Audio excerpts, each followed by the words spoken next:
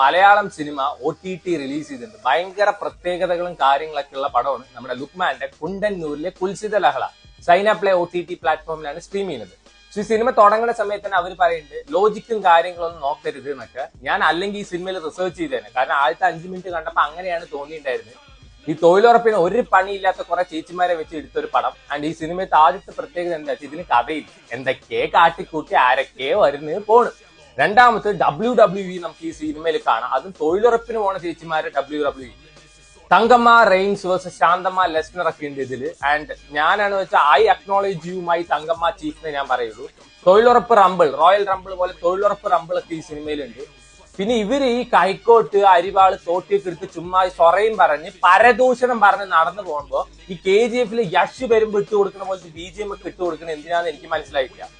So ശരിക്കുള്ള തൊഴിലുറപ്പിന് പോണ സ്ത്രീകൾ പോലും ഇങ്ങനെ പരദൂഷണം പറയില്ല. അത് കാണണം വെച്ച് നമ്മൾ വീട്ടിന്റെ പുറത്തിറങ്ങി നോക്കിയാൽ മതി. അതിന് വേണ്ടിയിട്ട് ഈ സിനിമ കാണേണ്ട ആവശ്യമില്ല. ഇതിലത്തെ നായകന്മാരല്ല, ഇത് മറ്റേ ആണുങ്ങളൊക്കെ ഇതിൽ വേണ്ടി കാമപ്രാന്തന്മാര്, പെണ്ണുങ്ങൾ നേരെ പരദൂഷണം പറഞ്ഞ് നടക്കുന്ന കുറെയാണ്. വെറുപ്പിക്കലിന്റെ എക്സ്ട്രീം ലെവൽ കാണിച്ചു തന്നിട്ടുണ്ട്. യൂഷ്വലി ഒരു സിനിമ ഞാൻ ട്രോൾ ചെയ്യാറുണ്ട്, പക്ഷെ ഇന്നേ വരെ ഒരു സിനിമ കണ്ടിട്ട് എനിക്ക് തെറി വിളിക്കാൻ തോന്നിയിട്ട് എനിക്ക് ആദ്യമായിട്ട് ഒരു പടം കണ്ടിട്ട് അതും തോന്നി.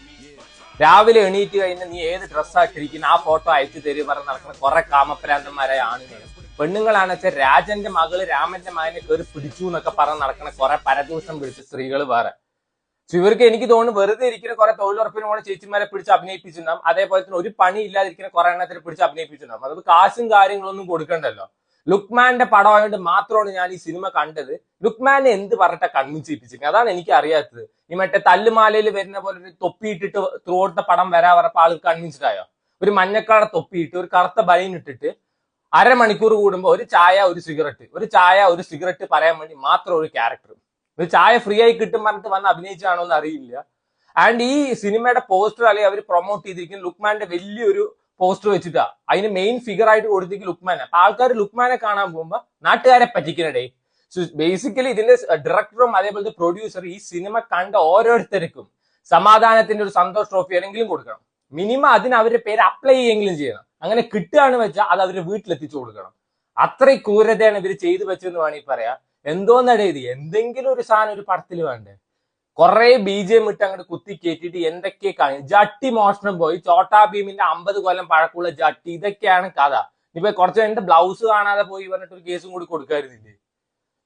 ഇത്രയും ഒരു തല്ലിപ്പൊളി പടം ഞാൻ ഈ അടുത്ത കാലത്തൊന്നും കണ്ടിട്ടില്ല. സോ ഞാൻ ഈ സിനിമ സൈന പ്ലേ OTT പ്ലാറ്റ്ഫോമിൽ റിലീസ് ആയതിനു വേണ്ടി സ്റ്റോറി ഇട്ടപ്പോ കുറെ പേര് എന്റെ അടുത്ത് പറഞ്ഞതാണ് ജീവിതത്തിൽ 2 മണിക്കൂർ വേസ്റ്റ് ആക്കരുത് എന്നുണ്ടെങ്കിൽ ഇത് കാണരുത് പറഞ്ഞിട്ട്. പിന്നെ ഞാൻ ഈ ഉറക്കം വരാത്ത സമയത്ത് ഒന്ന് ഉറങ്ങാൻ വേണ്ടി കണ്ട പടം